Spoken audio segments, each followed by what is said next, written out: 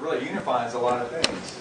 And kids, when you first meet them in middle school, how do they think in terms of proportions? I'm thinking of an A word.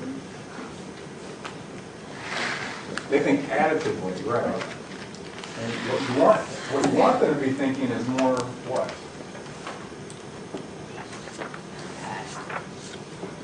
Not passively.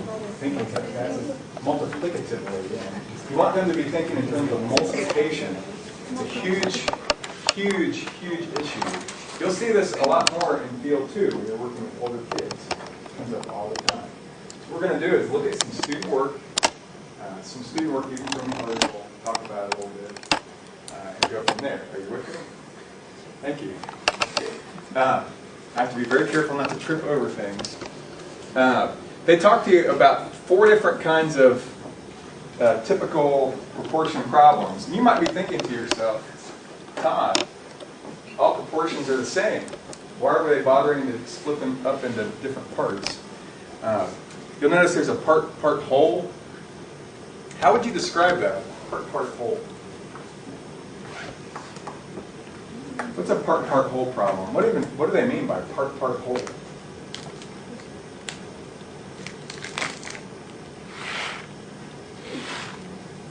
What's that mean? Yes, sir. Mark. Like for the example you have up there, you have a whole class and then 2 parts that make up the class, as in girls and guys. So there's 2 parts that make up the whole. Yeah, exactly. I mean, it's as simple as that. Sometimes what you're trying to do, although we say it's simple, it's really not. You'll find that this smartboard gets in the way a little bit. I would like to be projecting on the smartboard, not this way, but we will in a minute.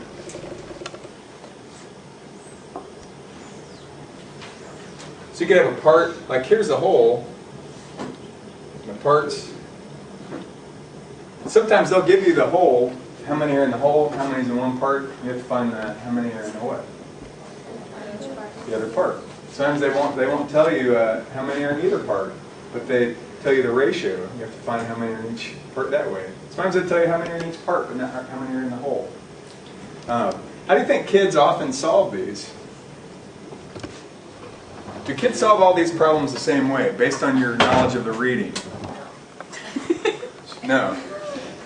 They don't. Tell me more. Tell me more. How do kids typically solve these problems? Well, in the reading there's pictures. Pictures. Yeah. Actually, the part whole lend themselves to drawings. Okay? So what implication does that have for your teaching?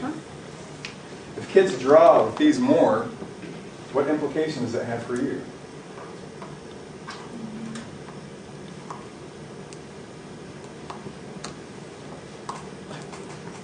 Dr. Cox, we're now illustrating my wait time.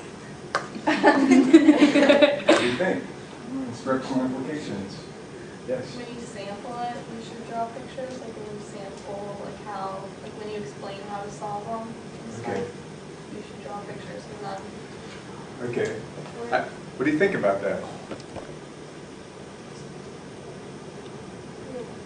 I was going to say you should be aware that there could be many different ways of showing a problem. You have to be aware of looking at each different person's idea of what they saw when they read that problem.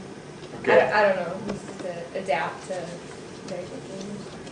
Okay. It's interesting you're both talking about you showing the problem a bit. What if you're just thinking about the students? Say you're posing a problem for kids. Why might you pose a part whole problem instead of a well-known measures problem? Or why might you pose a well-known measures instead of a part whole?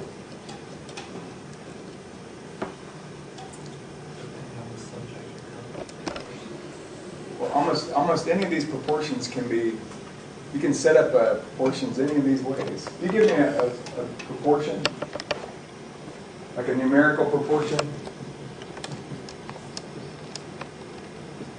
I can set them up. I can create a scenario for each type, each problem type. I can create a problem type using this proportion. Why would I choose to create a proportion model with this context? Why wouldn't I just always pick this? Well-known measures, miles per gallon, dollars per hour. God, that seems easy. Why would I sometimes want to pose problems like this? Yeah. You want to challenge your kids? Having to think of time to think of what? Okay. Yeah, I guess. Actually, no, that's not what I want to say. These are actually what? They're drawing pictures. What level is that? Is that lower level or higher level? Lower. Why would you want to pose problems that can be solved at a lower level?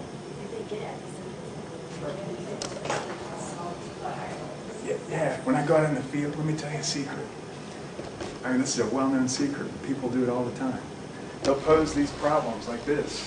Kids in like 4th and 5th grade, when they're just first learning about proportions. And then what happens? Yeah, they don't solve them. They can't solve them correctly. And then guess what the teacher does? She does it for them using this. And then the kids memorize the process. They don't ever really understand. They have never had the opportunity to actually draw it or model it with, you know, like Brenner, going through those levels. They just begin at the hardest level. And so it's memorized. They'll try to cross-multiply everything.